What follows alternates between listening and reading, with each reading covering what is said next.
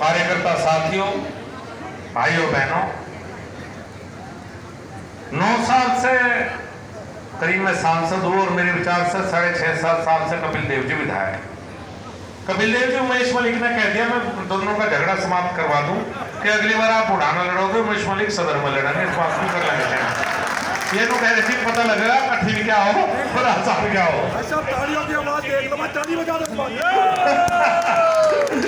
हो गया खत्म, क्या होगी बात। उन्हें वहां भेज देंगे, आप यहाँ जो आप इस पर लड़ाई बंद करो इस बात की। भाई तय नहीं है, तय नहीं, राजीव घर को लड़वा देंगे, फिर कोई बात नहीं भाई।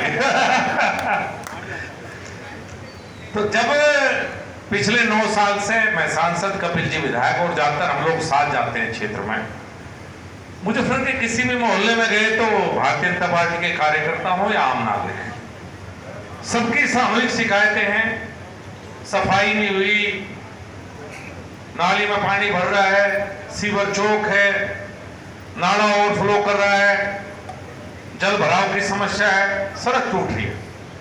और जब मैं समझाने का प्रयास करता हूं कि भाई मेरे हिस्से में तो 1 साल में 1 करोड़ रुपए आते हैं विकास कार्य के, क्योंकि मैं सांसद हूं, 5 करोड़ निधि है, 5 विधानसभा है, तो मुझे विधानसभा में 1 करोड़ रुपए होगी, उसमें गांव भी है 12-13। कपिल जी की भी निधि अब तक 3 करोड़ थी, शायद अब बढ़ के 5 करोड़ हो जाएगी, तो दोनों की मिलाकर 4 करोड़ होगी। हम 4 करोड़ का काम मुजफ्फरनगर में करा सकते हैं। और शायद मुजफ्फरनगर नगर पालिका का बजट जहां तक मुझे अंदाजा है 125 करोड़ तो होगा, पाल साहब 125 करोड़ रुपए के 1 साल का है। तो एक तरफ तो विधायक सांसद 4 करोड़ रुपए और एक तरफ नगर पालिका 125 करोड़ रुपए, ये बजट का व्यवस्था है।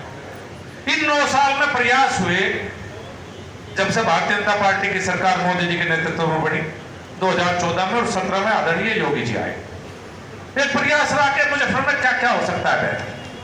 नए नए नेशनल हाईवे बने, उन पर आप लोग चलते हैं, ग्रामीण सड़कों का चौड़ीकरण हुआ। इस मुजफ्फरनगर एकमात्र ऐसा शहर है, शायद पक्का नहीं कहता उत्तर प्रदेश का, जिसकी आउटर रिंग रोड पूरी तरह से तैयार होगी और सारी की सारी नेशनल हाईवे ने बनाई है।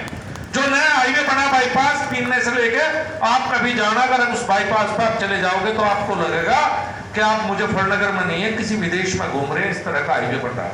इसी तरह का ये वेहला चौक से लेकर बनने लग रहा है, आपने देखा होगा। ये सारे काम, रेलवे का काम हो गया, हाईवे के काम हो गए, सड़कों के काम हो गए, ये सब काम चारों तरफ से पूरा हो गया।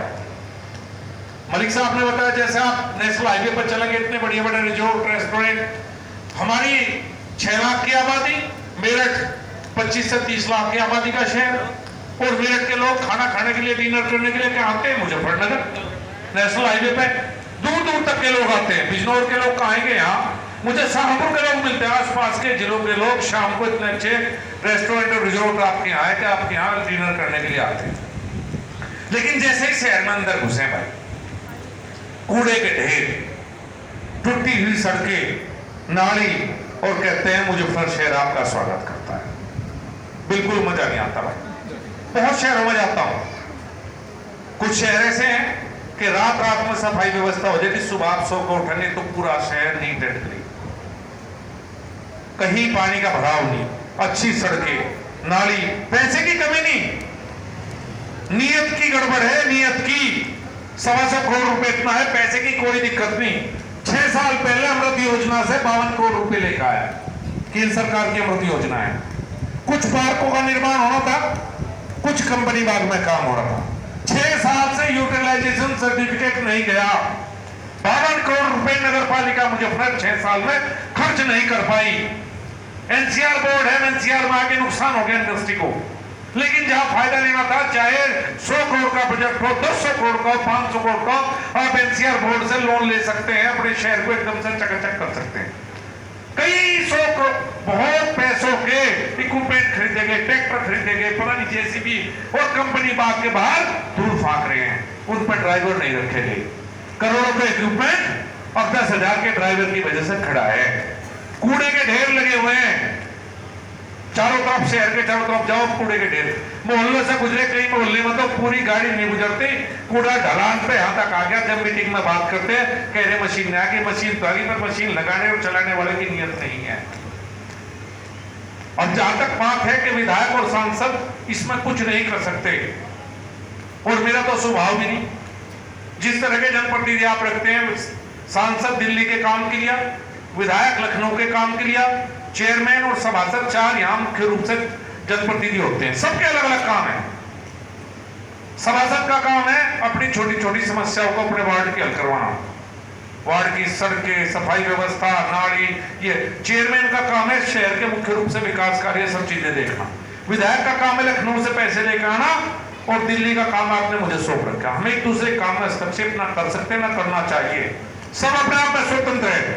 सभासद अपने वार्ड का सांसद है, मैं मुजफ्फरनगर लोकसभा को तो अपने वार्ड का सांसद है जी, उसे इतने ही अधिकार हैं। हर सबके अपने अपने अलग अलग काम है। लेकिन जब केंद्र, प्रदेश और मुजफ्फरनगर की सरकार, 3 सरकार है। मुजफ्फरनगर की सरकार है चेयरमैन के नेतृत्व में बनने वाली सरकार, जिसमें विधायक के रूप में, सांसद के रूप में सभासद काम करेंगे। वहां योगी जी के नेतृत्व में सरकार है, और दिल्ली सरकार है मोदी जी के नेतृत्व में जवाब हूं। जब तीनों सरकारें एक सोच की होंगी तो मुजफ्फरनगर शहर को बदलने में 1 साल से ज्यादा निश्चित रूप से बिल्कुल नहीं लगेगा। मुझे बताया गया कि 100 करोड़ रुपए के करीब फंड पड़ा हुआ है मुजफ्फरनगर नगर पालिका में। मैं इस चुनाव को किसी की आलोचना करके बिल्कुल नहीं लड़ना चाहता। कोई किसी पार्टी का, सबको अपनी बात रखने का अधिकार है। मैं इस चुनाव को मुजफ्फरनगर के विकास के लिए लड़ना चाहते हैं हम लोग, कि मुजफ्फरनगर को बेहतर हम कैसे बनाएं। मैं जब भी सफल सांसद कहलवाऊंगा जब मुजफ्फरनगर शहर बेहतर होगा, यहाँ की बेहतर व्यवस्थाएं होगी, वरना मैं भी फेल हूं और कपिल देव जी भी फेल हैं। और ये जब ही होगा जब तीनों एक सोच के, एक दल के लोग हम मिलकर आपस में काम करेंगे।